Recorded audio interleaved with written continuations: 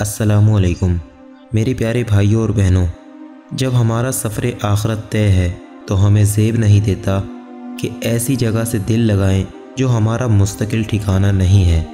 سال گویا کہ منزلیں ہیں، مہینے مرحلے ہیں اور دن میل ہیں۔ ہماری ہر سانس آخرت کی جانب ایک قدم ہے۔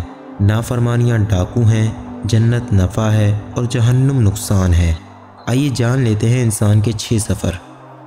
اپنے مستقل ٹھکانے تک پہنچنے کے لیے ہمیں 6 مختلف سفر درپیش ہیں۔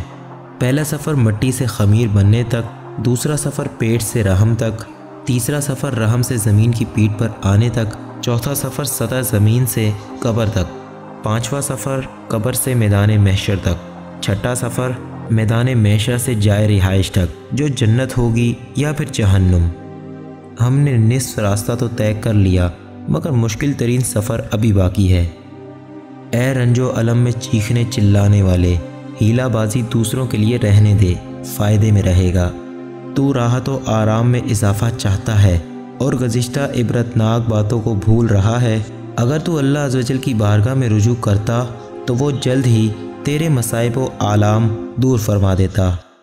میرے پیارے بھائیوں اور بہنوں، دنیا سے بچ کے رہنا، کیونکہ دنیا ایک تاریخ راگزر ہے اور اس میں صرف باقدر ضرورت غذا پر قناعت کر اور یاد رکھ کہ ایک دن تجھے یہ دنیا چھوڑ جانا ہے۔